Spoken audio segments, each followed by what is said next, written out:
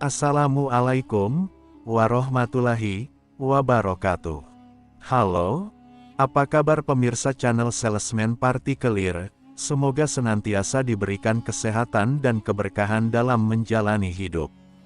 Kali ini, kami akan menghadirkan sebuah kisah yang semoga dapat menjadikan inspirasi, pelipur lara, maupun teman rehat Anda semua.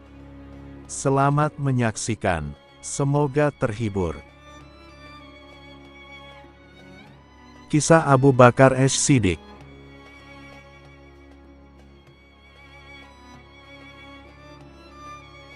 Abu Bakar As-Siddiq adalah salah satu sahabat Nabi Muhammad SAW yang paling terkenal dan dihormati dalam sejarah Islam.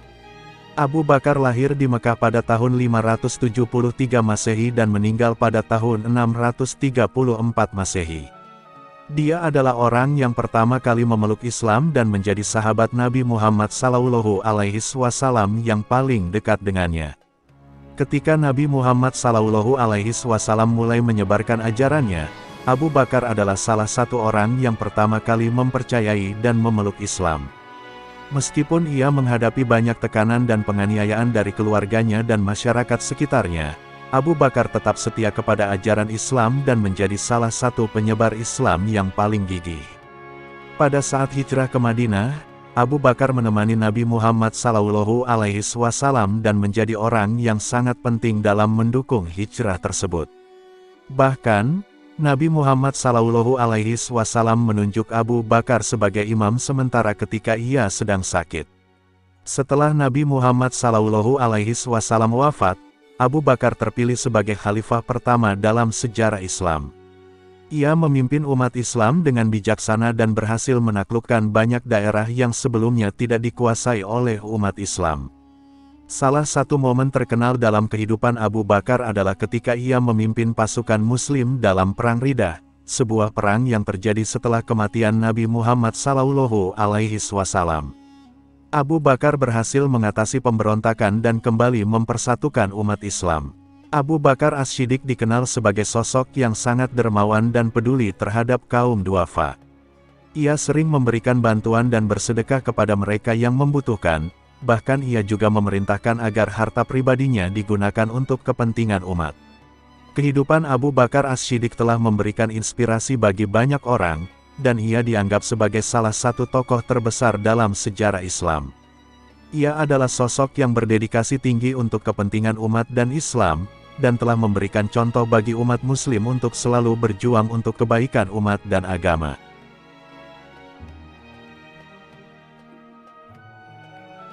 Kisah Umar bin Khattab. Umar bin Khattab adalah salah satu sahabat Nabi Muhammad SAW yang terkenal dan juga menjadi khalifah kedua dalam sejarah Islam. Ia dilahirkan di Makkah pada tahun 586 Masehi dan sebelum menjadi seorang Muslim, Umar dikenal sebagai seorang yang sangat keras dan tegas. Pada awalnya, Umar sangat membenci Islam dan bahkan sering menganiaya umat Muslim. Namun, pada suatu hari, ketika ia mendengar bahwa saudaranya telah masuk Islam, Umar menjadi sangat marah dan pergi untuk membunuh Nabi Muhammad SAW. Namun, setelah berbicara dengan seorang wanita Muslim yang menyampaikan ayat-ayat Al-Quran, Umar akhirnya merenungkan kembali aksinya dan akhirnya memeluk Islam. Setelah menjadi seorang Muslim, Umar menjadi sangat aktif dalam memperjuangkan agama Islam dan memperluas wilayah kekuasaan Islam. Ia juga terkenal karena keadilan dan ketegasannya dalam memimpin umat Muslim. Selama masa pemerintahannya, banyak wilayah yang berhasil dikuasai, seperti Mesir, Suriah, dan Irak. Namun, keberhasilan Umar sebagai khalifah juga tidak lepas dari kisah-kisah inspiratif yang melatar belakangi dirinya. Salah satunya adalah ketika Umar berjalan kaki dari Madinah ke Makkah untuk menegakkan keadilan. Ia mendengar bahwa seorang perempuan Muslim yang diusir dari rumahnya oleh suaminya meminta bantuan kepada khalifah, dan karena jarak yang jauh dan tidak bisa naik kuda karena tidak memiliki harta, Umar berjalan kaki selama beberapa hari untuk menyelesaikan kasus tersebut. Selain itu, Umar juga dikenal karena kebijakannya dalam menyusun hukum dan aturan Islam yang adil dan jelas. Salah satu contohnya adalah penyusunan hukum waris yang mengatur pembagian harta secara adil sesuai dengan ketentuan Islam. Namun, kisah Umar tidak selalu berjalan mulus. Pada suatu hari, ketika ia sedang melakukan salat di masjid, seorang budak yang dulu pernah ia aniaya menghampiri dan menamparkan Umar. Saat ditanya mengapa ia melakukannya, budak tersebut menjawab bahwa ia melakukan balas dendam karena Umar telah melakukan kekejaman padanya di masa lalu. Umar merespon dengan tenang dan meminta maaf atas perbuatannya. Kisah-kisah inspiratif dari Umar bin Khattab menjadi bukti bahwa seorang manusia dapat berubah dan menjadi lebih baik jika memiliki niat yang baik dan tekad yang kuat. Ia adalah salah satu tokoh penting dalam sejarah Islam dan memberikan banyak kontribusi positif dalam memperkuat ajaran agama Islam. Kisah Utsman bin Affan. Utsman bin Affan adalah salah satu dari 4 khalifah yang dipilih untuk memimpin umat Islam setelah kematian Nabi Muhammad. Utsman bin Affan dilahirkan di Mekah pada tahun 574 Masehi dan merupakan sahabat Nabi yang termasuk dalam 10 sahabat yang dijamin masuk surga. Sebelum menjadi khalifah, Utsman adalah seorang pedagang yang sukses dan sangat terkenal dengan kemurahan hatinya. Ketika Islam mulai berkembang di Mekah, Utsman adalah salah satu dari sedikit orang yang memeluk agama baru tersebut. Dia juga menjadi salah satu anggota terkemuka dalam pengumpulan naskah Al-Quran dan memperbaiki bahasa Arab yang digunakan dalam naskah tersebut. Pada masa kekhalifahan Umar bin Khattab, Utsman diangkat menjadi gubernur Kufah dan kemudian menjadi gubernur di Mesir. Ketika Umar wafat pada tahun 644 Masehi, Utsman terpilih sebagai khalifah dan memerintah selama 12 tahun.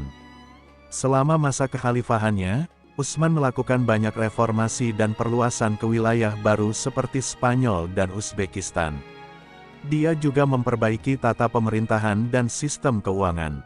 Namun, masa kekhalifahannya tidak berjalan mulus karena terjadi pemberontakan dari kelompok yang tidak puas dengan pemerintahannya. Pada tahun 656 Masehi, pemberontakan yang dipimpin oleh kelompok yang dikenal sebagai Syiah Ali menggulingkan Utsman dari kekuasaan dan menyebabkannya meninggal dunia. Meskipun Utsman menghadapi banyak cobaan selama masa pemerintahannya, ia tetap diingat sebagai salah satu khalifah yang paling murah hati dan rendah hati dalam sejarah Islam. Kisah Ali bin Abi Thalib.